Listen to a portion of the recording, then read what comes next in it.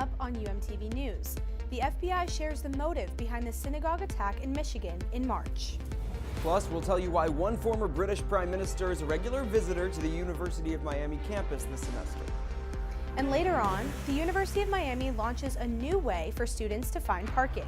All these stories and more on UMTV News, and it starts right now.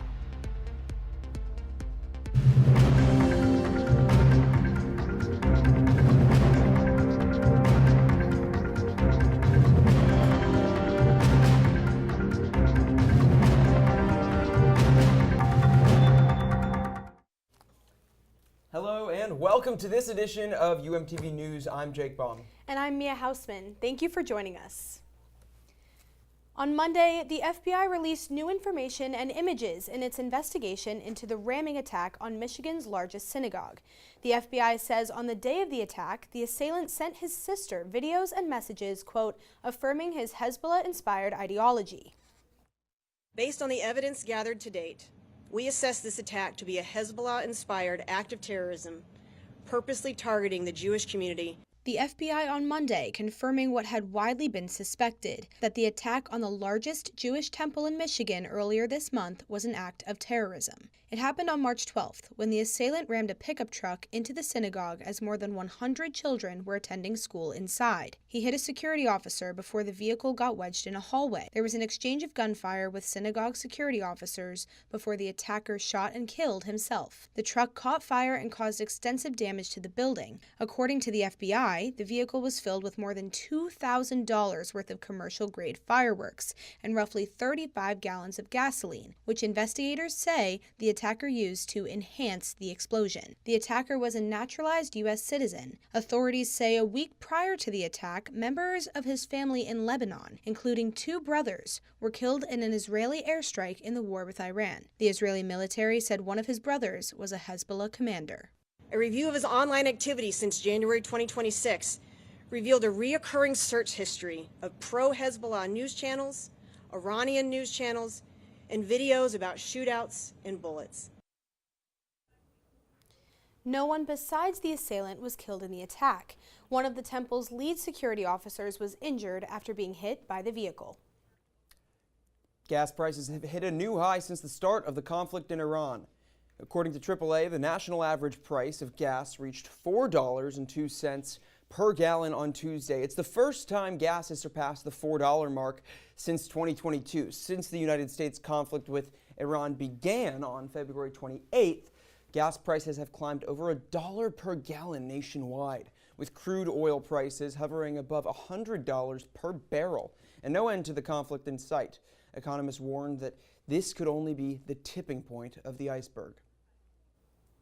TSA workers are finally getting paid amid the partial government shutdown. On Friday, President Trump signed an emergency directive ordering the payment of TSA workers despite the ongoing shutdown. And on Monday, workers started receiving retroactive pay after going without a paycheck since mid-February. Some airports across the nation suffered major disruptions, resulting in long lines and delays. In the fallout of the funding debate, both political parties continue to point fingers. It's both parties. There is no single person to be blamed. I think it's every single one of our elected officials. Despite workers beginning to receive pay, there's no end in sight for the deadlock, as Republican leaders in the House rejected a bipartisan Senate compromise. Palm Beach International Airport's getting ready to trade in its name and initials in July. The airport's set to honor President Trump in the change. Florida lawmakers recently passed a bill that was signed by Governor Ron DeSantis on Monday to rename the airport President Donald J. Trump International Airport. Before the name of an airport can be changed, however, a formal request must be submitted to the Federal Aviation Administration, or FAA. The president's sons, Eric and Donald Jr., worked with Florida Republicans to pass the bill. Pending approval from the FAA, Trump would become the 9th president to have an airport named after him. From runways to rallies, millions of U.S. citizens across the country protested against the president and his administration on Sunday. The third installment of the No Kings protest attracted more than 8 million people in over 3,300 protests in all states. The first countrywide protest took place last June, with a second edition in October of last year. Now, in March, the message from the No Kings organization and its followers remains the same: resist tyranny and absolute rule they believe President Trump is imposing in his second term. There is no date for a fourth nationwide protest, but steps are being made by the organization to chisel out a future mobilization strategy. Former British Prime Minister Boris Johnson has been co-teaching a class here at UM this semester, and last week he hosted a networking event for students. Student leaders from across campus took the opportunity to ask the former leader questions on topics ranging from global conflicts to invasive iguanas, to what he thinks of the university and the students so far. Wonderful to be here in the University of Miami, and a real privilege to talk to these wonderful students. I seem determined to offer some, many of them, to offer public service of some kind. To just talk about really interesting things, some things world issues, some things as simple as, just talking about iguanas and snakes from Florida. But it's been a really cool experience to just talk face to face with someone as important as Boris Johnson.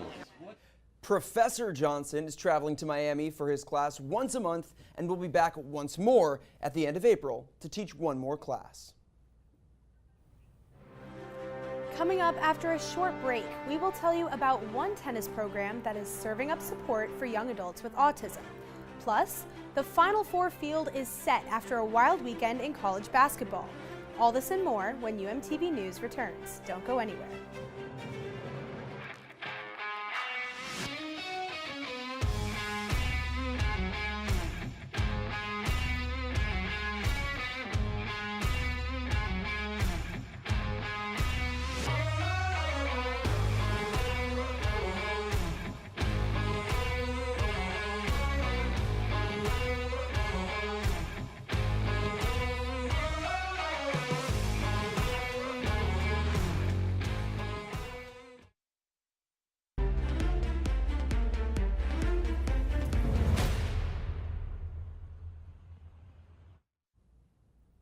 April is Autism Awareness Month, and although all throughout the focus is not only on the diagnosis, but also on the quality of life of the people who are diagnosed and their loved ones.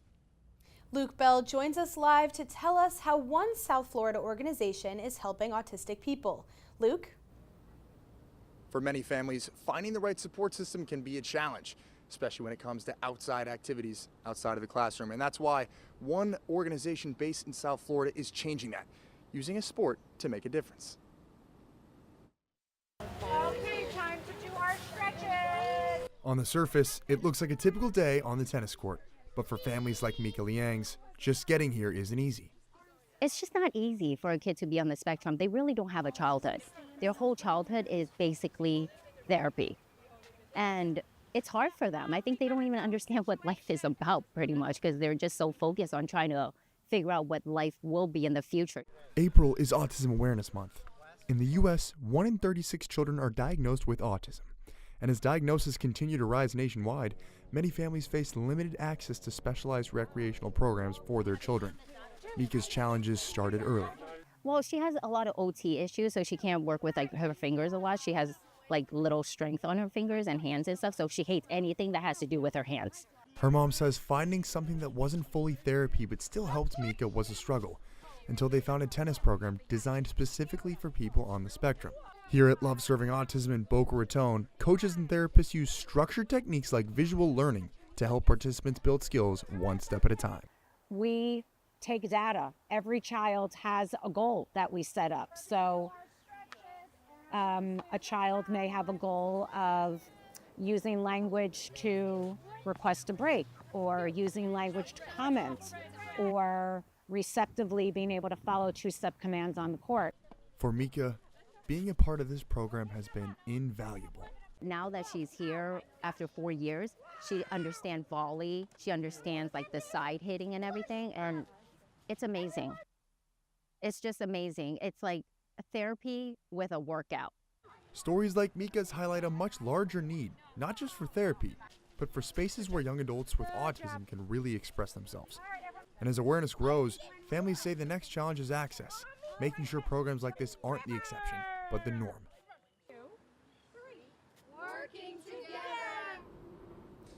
Organizers say their goal is to expand programs like this so that more have opportunities like this, not only here in South Florida, but all across the country. Love Serving Autism is spread into 14 different states to continue to raise impact on these young adults with autism, one serve at a time. Outside with UMTV, I'm Luke Bell. Thanks, Luke. The annual March Madness NCAA tournament is down to just 4 teams: Michigan, Illinois, Arizona, and UConn. But the road to the Final Four was not easy and brought us one of the best moments in recent basketball history. The Huskies trailed by as many as 19, yes, 19 points in this one, but would not back down. True freshman Braylon Mullins is the hero, getting the steal, hitting a near half-court, heaving buzzer beater to upset Duke. The shot sends UConn to the program's 3rd Final Four appearance in 4 years. That one 4 years ago, Miami fans remember well, and 25th appearance in school history. Exciting stuff. The University of Miami has rolled out a new initiative last week to keep students from being late to class and wasting gas. You may have seen the signs that have been popping up all over campus offering students a way to find parking fast.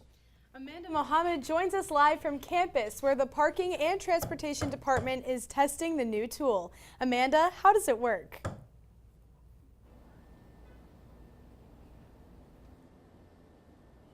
For students who park in the red lot next to the School of Communication, finding a space during peak hours can be a daily frustration. Some students say they spend 30 minutes or even longer driving in circles to find a spot, any spot, even if it means squeezing into a tight space and risking damage to their car. But now the University of Miami is testing a new feature on the UMiami app that can help red lot parkers directly find parking availability.